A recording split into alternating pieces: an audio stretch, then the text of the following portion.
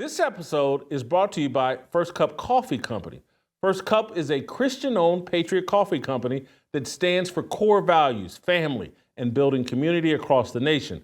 First Cup's freshly roasted beans are delivered in ground or whole bean texture, pods, and bulk. There are 11 roast profiles to choose from, each one named after a piece of this great country's history, like the Washington, named after America's first president, or my favorite, the John Hancock, named after the first founding father to proudly sign the Declaration of Independence.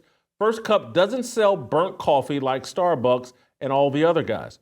All coffee is shipped within days of being roasted, and each subscription offers free shipping and the flexibility to cancel at any time. Go to firstcup.com and use the promo code FEARLESS and save an additional 10% on your order. And if you subscribe, save an additional 10% for the life of your subscription. Enjoy your first cup. I do. Welcome back. Guys, I want to go back over again Harrison Butker, the kicker for the Kansas City Chiefs, who had some really, really bold statements to make at Benedictine College. And again, this all goes right into what we've been talking about, I've been talking about trying to inspire bold men, trying to inspire men to be bold, to speak out publicly about the issues that are impacting America, our culture. And so here's Harrison Butker, kicker for the Kansas City Chiefs, obviously Super Bowl kicker, has a bit of a platform, but he's a kicker. But this guy is being bold, and I keep looking around and asking myself, where are the other bold men in sports? I think we're seeing it in Aaron Rodgers. I don't know where he is on his faith walk. I think he's a non-believer, but I'm seeing him be very bold. He just did an interview with Tucker Carlson where he talked about a lot of things. It's not about whether or not I agree with everything Aaron Rodgers said, but I love the fact that he's standing on what he believes in. He's not concerned about, hey, am I going to make as much money as a brand ambassador? Am I going to be popular with the mainstream media? Is everybody going to love me and I'm going to get celebrated on social media? Aaron Rodgers is sitting there saying, hey, man, I've been blessed and I've made a lot of money. Now, I'm going to use this time that I have left to stand on some truth and say what I actually think and not worry about the social media blowback. And I'm seeing it from this young man, Harrison Butker. And I love it. And so, am I a Catholic?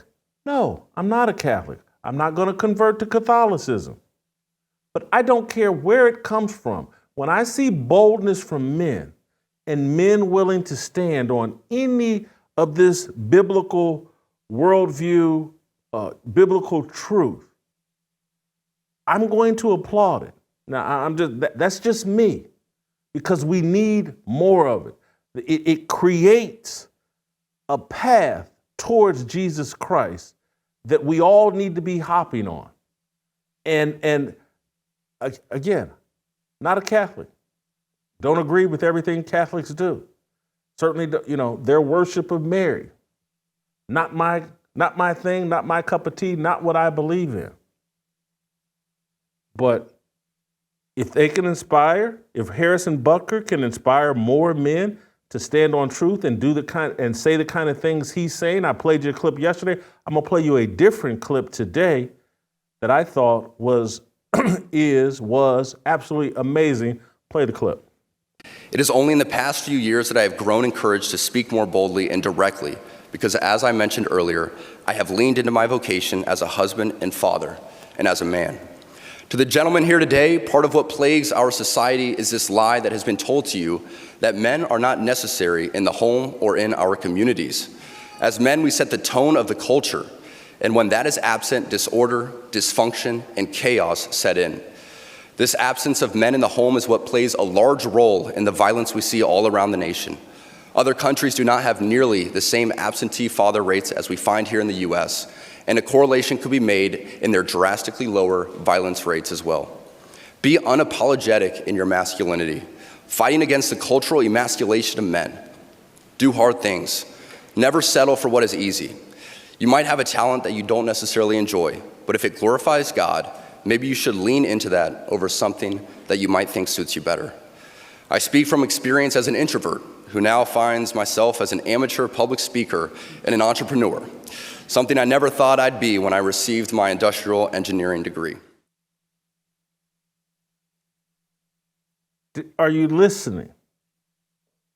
This is an introvert and he's just a kicker.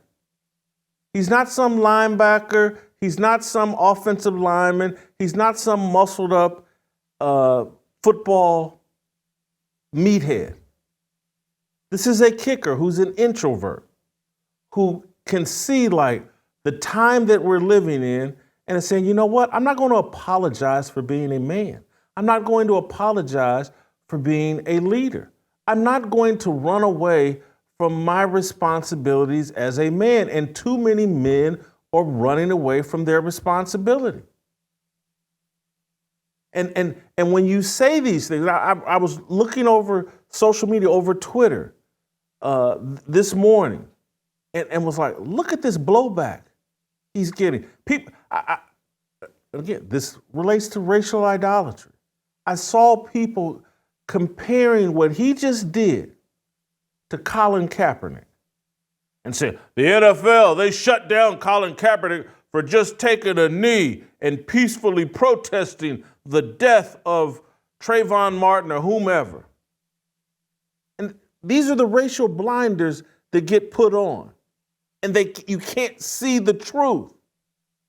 Because the truth is, and those of us that were critical of Colin Kaepernick, my main critique was, hold on, Cap, you got a problem with the police.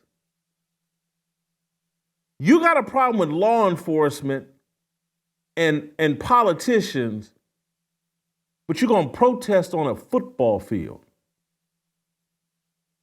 And I was like, take your protest to city council or to the Capitol. Go confront the people who control the police. The police are just doing what they're told by the politicians. On that football field, you're making a mess. You're conflating. And during the national anthem, you're confusing everybody. You have a problem with law enforcement and politicians, go to their offices. That's where you need to take a knee and protest. That was my position. Be a man about it. And that's why, and I know not everybody will like it, but I'm just sorry. I'm just going to speak the truth. And I got to get out of that habit because I hear you guys criticize me every time I say that. I'm sorry. But day one of January 6th, you can go check the tapes. You can go check what I wrote. Day one of January 6th, I was like, I respect these people. They have a problem with politicians. They didn't run to a football field. They didn't run to a basketball court. They didn't go to a swimming pool. They didn't go to a golf course.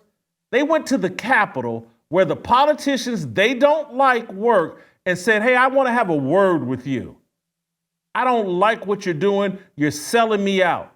And see, if we had a masculine mentality, if we had a biblical mentality, if we took our mentality and lined it up with the Bible, everybody would be like, oh, okay, that's manly. The Bible tells you got a problem with somebody, go have a word with them face to face. Don't talk about them behind their back.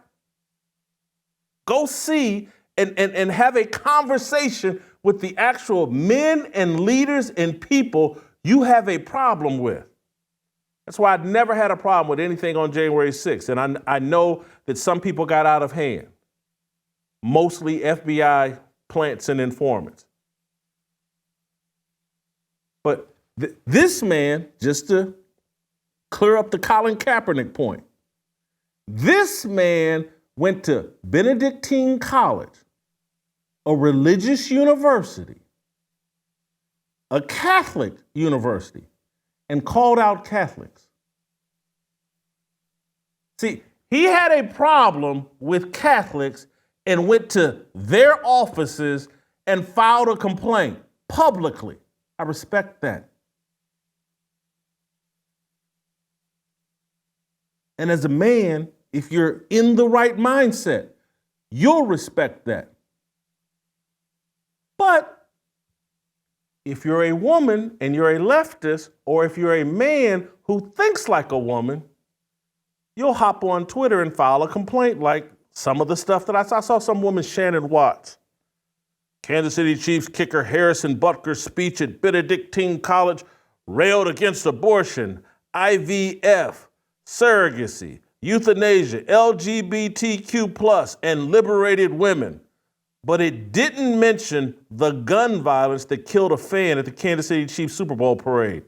Gun extremism is part of this religion. This is why this show and what we're trying to do, this is why it exists. This is the whole purpose. When women step out here as leaders, many of them, particularly as feminists, but just their nature, their mentality is different than ours. But they'll step out here because it's not in their nature to be manly and masculine. So what does Shannon Watts want to confront? Gun violence. The person at the Chiefs parade that got killed, the woman that got killed, she got killed by gang violence. There were warring gangs shooting, gang members shooting at each other. That's what killed her. But because she's a woman, and I'm trying not to criticize her, but I'm just trying to speak factually. She doesn't want to speak out against gangs because you know what gangs do? They kill people. She'd rather speak out against guns because you know why? A gun can't pull its own trigger. There's no danger there. But if you step out and say, hey, you know what? We're letting a bunch of illegal immigrants in, many of them MS-13 gang members.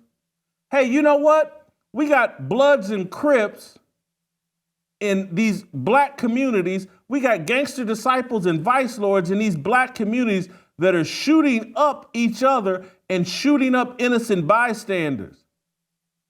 See, there's some risk in calling that out because there's some gang members that will listen to this show. And there's gang members that you'll see me beefing with, many of them rappers, people like Steven Jackson, former athlete, he's a Blood. There's risk in that. Women are going to choose safety. And that's why we keep talking about gun violence. A gun can't pull its own trigger. No one fears a gun. Not anybody with a brain. They fear the man or woman who will pull the trigger of a gun. And we know that gang members will do that on a regular basis, and they don't care who they shoot or kill. So let me leave the gangs out of it. I'm going to take the cowardly approach and attack the gun. Those are just the facts. And so Harrison Butker is dealing with the truth. The man just caught these broken down families, absentee fathers, this whole feminist movement that is against the biblically prescribed family structure that God has told us will produce the best results, and it's what he wants. That's what he's pointing out. That's what's leading to all the violence. Absentee fathers, broken down families, matriarchal culture. Men who have been raised by women and give in to emotion at the drop of a hat rather than leaning into logic and reason.